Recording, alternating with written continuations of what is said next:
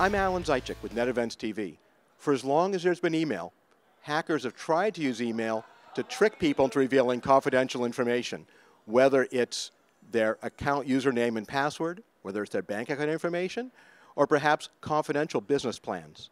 In this documentary, we talk to many experts to find out what they think about phishing, why phishing continues to be a problem after all these years, and what actual steps enterprises can take in order to fight phishing once and for all. The first question I've asked everyone is, we've been hearing about phishing for 20 years now. Why is it still a problem? Phishing is a problem because it's about tricking end user into clicking on something that they thought was legitimate, right? So that's why people keep coming up with new techniques to confuse people and trick people to take them to websites and steal their credentials. Phishing is a problem because people trust email. And they should trust email. We love email. Email is an important part of our communications in business. So as a security community, it's our obligation to get back to some semblance of trust so that when an email comes in and you click on it, you're not exploding your infrastructure or destroying your company. That's an unacceptable situation. It is a problem because it's email, and although it's probably one of the main communication platforms that we have. If you want to stop the phishing attack vector, you need to stop using email, and that's impossible. Well, it's bigger for a variety of reasons. Number one, it's available through social media as well as web and email. But more importantly, the tools you use to deliver the phishing attacks have become more advanced and evade detection by a lot of the conventional systems that are out there. Phishing is still a problem because people still read emails, people still visit websites, and the entire security stack around that problem space is still largely ineffective at keeping users safe from malicious software. What about the worst case scenario? You've clicked on an email. Your CEO has clicked on an email, or maybe your CFO, or maybe your systems administrator. That email was a phishing email. What's the worst that can happen? Worst case, typically ransomware turns up the contrast because it's so immediate in terms of the effect.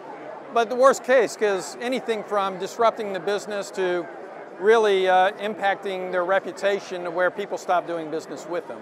But the more likely scenario is somebody comes under attack and they have a specific localized event that causes a disruption. Well, the worst that can happen is there's executable code that could take place. The system could be compromised in the future, so everything that's done on that system is a vector for someone to get information like credit cards or passwords or usernames. It could even tie into your internal systems. So if the system gets compromised, as they start logging onto your internal systems securely, those systems could be compromised because they'll come through those channels.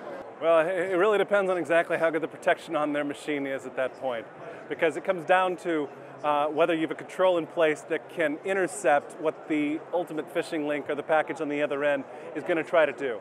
If it is effective at bypassing whatever controls you have, well, at that point it's going to be not necessarily a game over scenario, but you're now in the hands of the attacker. And depending on if they're going to take immediate action or ultimately, longer term action, they can compromise local assets, files, data, all the way on through, potentially two-factor and record keystrokes and other facets in the future with regards to what you'll ultimately be susceptible to. So, worst case scenario, well, you don't want to find out the next day that your accounts have been empty.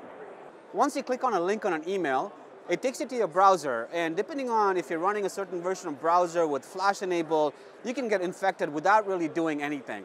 The bad guys have streamlined it so well that once you visit a web page, you just sit back and relax and let them infect your machine. That's one. The second one is we've all gotten these emails from our favorite banks saying, your account has been compromised, please click here to reset your credentials. So the second thing that can happen when you click on a link is we go to a web page, it looks exactly like your bank site, right? And then you start entering your password and username, and all of a sudden somebody steals it. So those are the two things that can happen that's typically common for phishing emails. A common place for phishing to enter the enterprise, of course, is through email. So it might seem that the most obvious place to block phishing would be at the email server, such as Exchange Server or Google Apps or whatever the enterprise uses. For some reason, that doesn't work. We've asked our experts why. Well, there's a lot of different places you can stop phishing. You'd like to think that through awareness training and education, people would be a little more careful, not hovering over something, seeing a link that says one thing, and it's actually, you know, Trojan.death or something. You know, you'd like to think people would do that. But yeah, at the endpoint, that's certainly one place where you can provide some protection. At the network gateway, that's another. In the network infrastructure, it's another. I think a holistic approach to stopping phishing is going to be the most effective.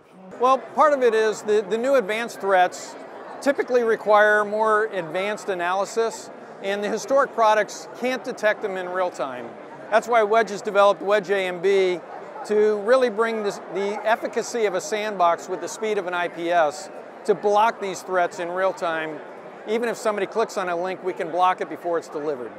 The reason why stopping emails at the email server at the gateway is not effective is because a lot of times those gateways, they don't have the full visibility, and they're still largely signature based in their methodology. There are some newer ones that are using isolation and other things to try to overcome the problem with signatures. But at the end of the day, malware is going to end up on the endpoint. At the end of the day, the choke point is still just before execution. So those 100 milliseconds before execution, that's the last battleground that we can actually control with artificial intelligence. Because it's extremely hard if you do a well-written phishing email. It's very hard to distinguish that from a normal, valid email. So there's always going to be a way to get through. That's why it's so important that you have methods to limit the impact when someone clicks on the link, and also have the ability to detect and mitigate the follow-up effects from that. We asked our experts one more question. When they run into enterprises concerned about phishing, what do they recommend that they do? No, the main thing is to first acknowledge that this is one of the biggest problems out there, but at the end of the day, what I will focusing on, not just protecting the perimeter, I will assume that one of my employees will get hacked, will get a phishing email eventually, and he will click on those phishing emails and malicious emails, and I need to focus on what I do next. What is my next step as a CISO, is understanding and getting the understanding that they are going to get compromised, and what are my next step? I need to protect the internal network in a way that even if they do get email, even if they do get phishing email, I will be able to stop them in their next step. Well, I mean, everyone wants to try to change user behavior, and we all need to do that. But the best thing you can do is prevent the threats from entering the enterprise and infecting the computer. And that's where really Wedge is focused. It's that network layer of security where we can stop the threats dead in the track before they come in and expose the enterprise. Well, for us specifically, we have a hacking group, so we use phishing all the time to actually hack people. So we're someone that uses phishing to actually show CISOs what the risk is to their enterprise. The best thing you can do is we just have to keep talking about this and keep educating our employees. So I really recommend that IT groups actually create phishing emails internally for themselves that aren't hostile, but basically prove it out. And every quarter they should send these phishing emails out to their employees and see how many people actually click on those emails. Yeah, so multiple things. So one is, in terms of technology, is providing a good email security that will take away as much as possible of the threats. The next is to make sure on the technology side that you have good endpoint protection. That's going to be the second layer of defense. The third layer of defense is going to be educate the end users so they don't click on everything. And then the fourth would be actually now that when all these three first failed, make sure that you have a good security practice in place that can limit the damage if someone actually clicked on that specific link. See, isolation is a very, very simple concept, okay? If you look at what's about the web page that's risky, it's the active code and content. So instead of playing this game about, whether it's good or bad, what if we can take all of this active stuff, just move it up in the cloud somewhere, okay? Just execute it far away. And the only thing that I get to see is what the cloud saw.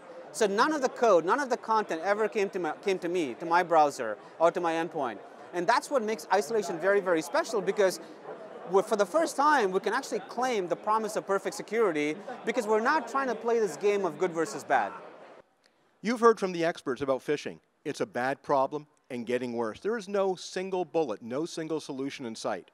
Hopefully, you've learned from this documentary some tips and techniques and solutions to help you combat phishing at least until the next round of sophisticated attacks shows up. I'm Alan Zaitchik for NetEvents TV.